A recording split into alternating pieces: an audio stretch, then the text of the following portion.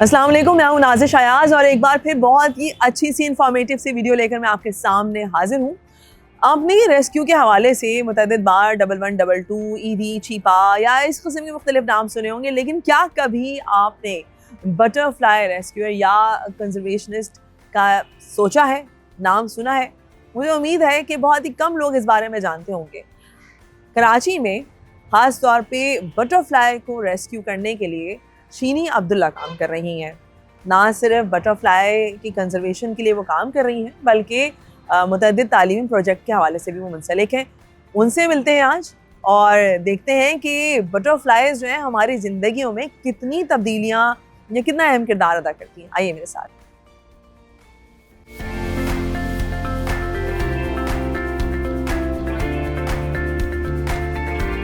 शीनी, मुझे ये बताएं सबसे पहले कि कैसे ख्याल आया आपको बटरफ्लाई को जो है रेस्क्यू करने का? एक्चुअली हुआ क्या, ये ख्याल आया अचानक से भी और इस पे टाइम भी लगा। वो इस तरीके से कि मैंने बचपन जो अपना गुजारा वो नेचर के करीब, खासा नेचर के करीब।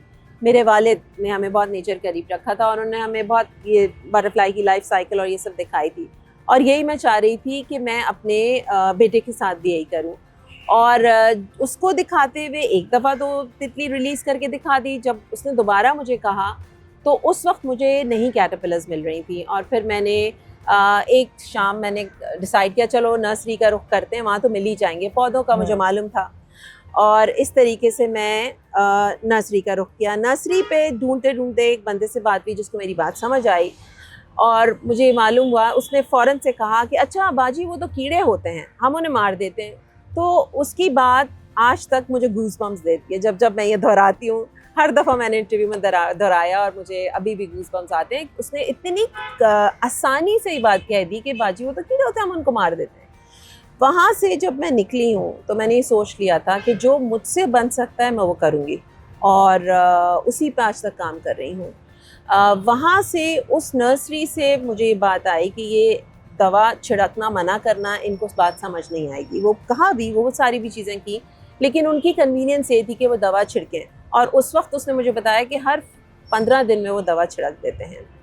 तो खैर बहरहाल वहाँ से शुरू हुआ सिलसिला कि नर्सरी से मैंने ये रेस्क्यू करने शुरू कर दिया कैटरपिलर्स। अच्छा, मुझे बताएं जल्दी से शीनी, कौन कौन से पौधे हैं हमारे पास? अगर मैं इस पर्टिकुलर एरिया में जहाँ पे मैं खड़ी हुई हूँ, इस पे 2 तितलियाँ जो कि स्वॉलो टेल्स हैं, एक लाइम स्वॉलो टेल और एक मॉर्मन, दोनों जो हैं वो सिट्रस प्लांट्स को शेयर करती हैं एज होस्ट प्लांट्स, यानी कि वो पौधे जिसपे के अंडे भी देती हैं और उस पे कैटरपिलर भी फीड करता है, ठीक है ना।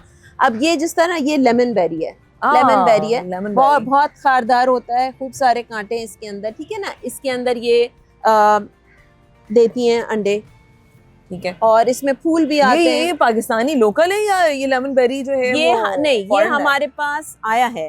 अच्छा, ये हमारे पास आया है, लेकिन इसको आते आते अब टाइम हो गया है। ओके, हाँ, जो अब ये यहाँ पे भी उगता है। जी जी जी, ये हमारे पास आया था। ये देखें, इस तरीके का इसका फ्रूट होता है। अगर आप इसको स्मेल करें तो बहुत अच्छी एक बामी सी स्मेल होती है जी।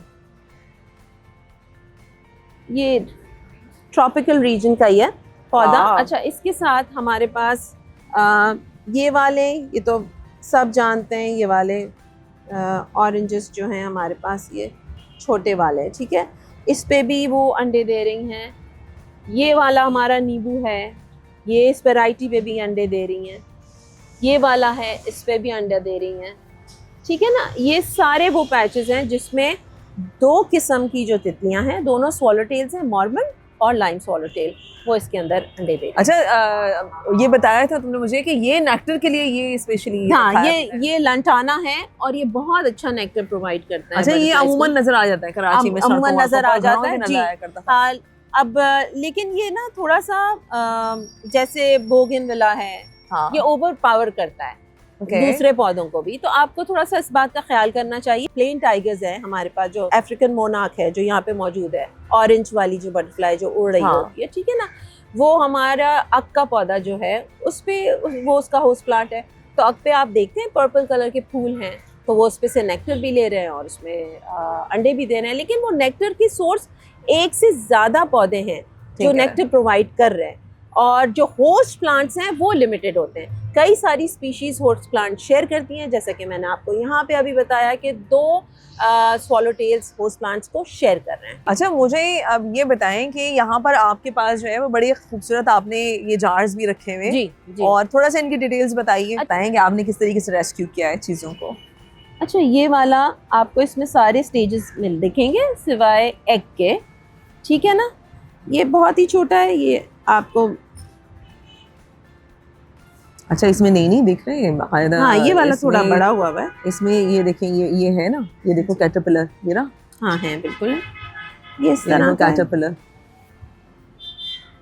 ये लाइम का ही है इस वक्त। वाह, अच्छा ये लाइम का ही है। लाइम स्वॉलोटेल है, और ये आप इसके बाइट मार्क्स होते हैं, ये आप बाइट मार्क्स देखेंगे। तो बाकायदा इस बोतल की किस तरह से सफाई होनी चाहिए, कितने दिन में इनको खुराक तब्दील हो जानी चाहिए, बहुत ज़रूरी है। अच्छा, यहाँ पे मैं एक बात बताना आपको चाहूँगी। अब ये वाला जब बड़ी स्टेज है उसकी, वो है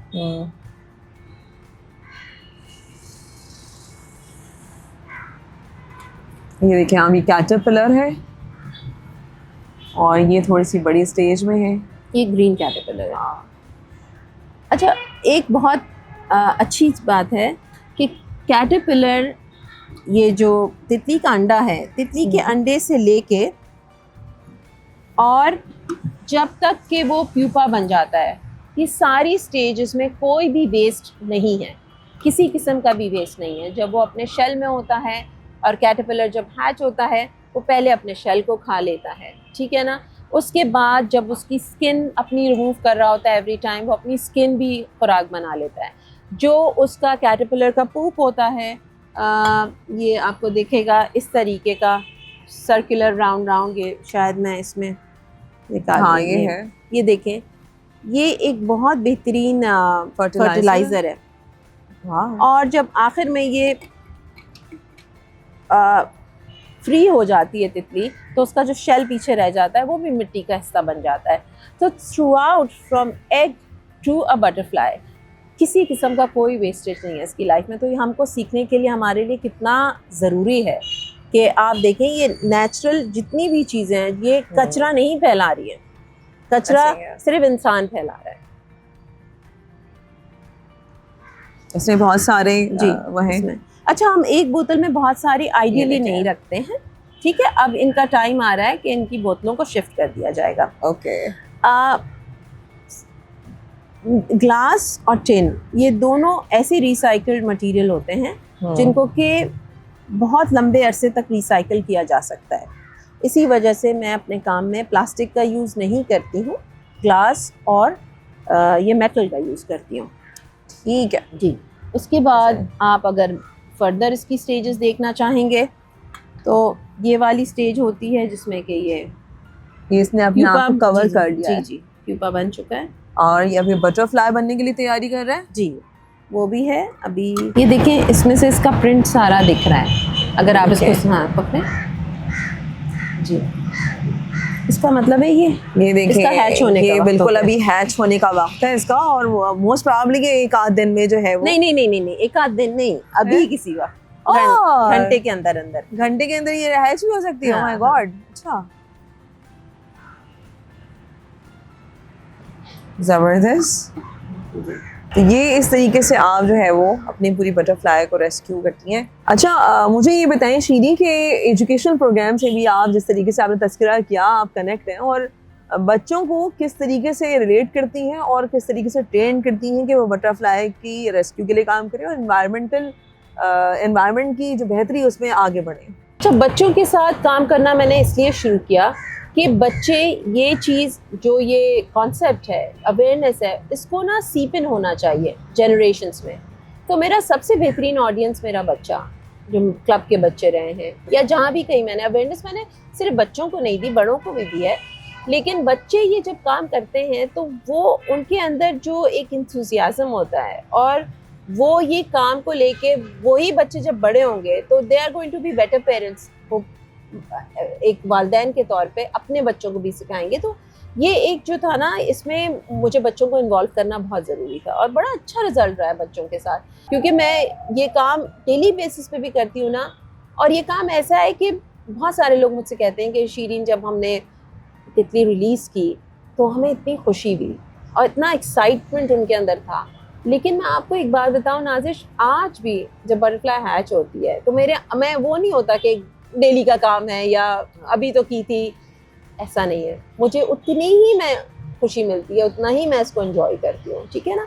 तो ये ऐसी चीज़ है कि इससे आपका पैशन वर्क है। अगर मैं 25 बच्चों का भी एक ग्रुप पढ़ा रही हूँ और उसमें से एक बच्चे ने भी सोच लिया कि उसको इस तरह का कुछ काम करना है, ज़रूरी नहीं है तितली, उसने सोचा कि माहौल में मुझे किसी और क्रीचर के साथ या किसी और चीज़ की बेहतरी लाने के लिए काम करना है, तो मेरा मकसद पूरा हो जाता है। बहुत बहुत शुक्रिया शीरी आपका।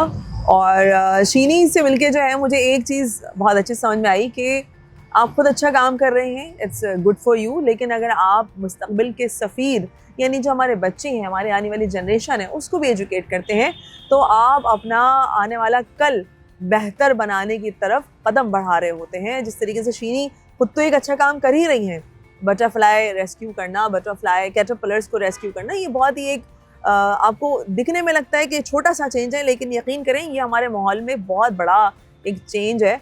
हमारी इकोलॉजी को बढ़ाने के लिए एक तरीके से बहुत बड़ा सफ़र तय करती हैं ये तितलियां जो हैं। जिसे कहते हैं ना, मक्खियां जो हैं वो तो बहुत कम ट्रैवल करती हैं पॉलिनेशन के लिए, लेकिन ये तितलियां होती हैं जो बहुत ही लॉन्ग डिस्टेंस पे जाकर भी पॉलिनेशन का काम करती हैं। तो हमारे माहौल के लिए तितलियों का होना बहुत ज़रूरी है, ये पूरा एक साइकिल है। और शीनी जिस तरीके से स्कूल के बच्चों को इन्वॉल्व कर रही हैं, ये एक नेक्स्ट स्टेज है कि हमारे आने वाला कल भी सिक्योर है, हमारे आने वाला कल भी एजुकेट हो रहा है इसके साथ ही। और यहाँ मैं सबको ही मैसेज दूंगी और शीरी ने जिस तरीके से बताया, इन्हीं के मैसेज को आगे बढ़ाऊंगी कि आप सब भी तितलियों को जो है वो महफूज करने में अपना किरदार अदा कर सकते हैं। अपने अतराफ देखिए, अगर किसी पौधे पे आपको ऐसी अंडे या ऐसे कैटरपिलर के वो नज़र आते हैं, तो आप उनको, अगर आपको लगता है कि आपका इन्वायरमेंट, आप उस जगह को सेव कर सकते हैं तो सेव कीजिए। वरना जिस तरीके से शीनी जो है उन्होंने अपने घर पे ला के और ग्लास जार्स को जो है वो जिस तरीके से उन्होंने उनका घर बना के यहाँ पर उनको मज़ीद आगे बढ़ाया है, तो आप भी ये काम कर सकते हैं। और जब वो तितलियाँ बन जाएँ तो उनको कैद मत रखिए, उन्हें उड़ा दीजिए, क्योंकि कुदरत जो है वो, तितलियाँ जो है वो इस कुदरत का खूबसूरत एक क्रिएचर हैं और उनको कुदरत में ही मतलब उनको नेचर में ही अच्छा लगना चाहिए। ठीक है, मैं लूँगी आपसे इजाज़त इस अच्छे से नोट पर कि मुझे पूरा यकीन है कि इस वीडियो से आप भी बहुत कुछ सीखेंगे और आप भी माहौल की तब्दीली में अपना किरदार अदा करेंगे। ठीक है, टिल माय नेक्स्ट वीडियो, अल्लाह हाफ़िज़।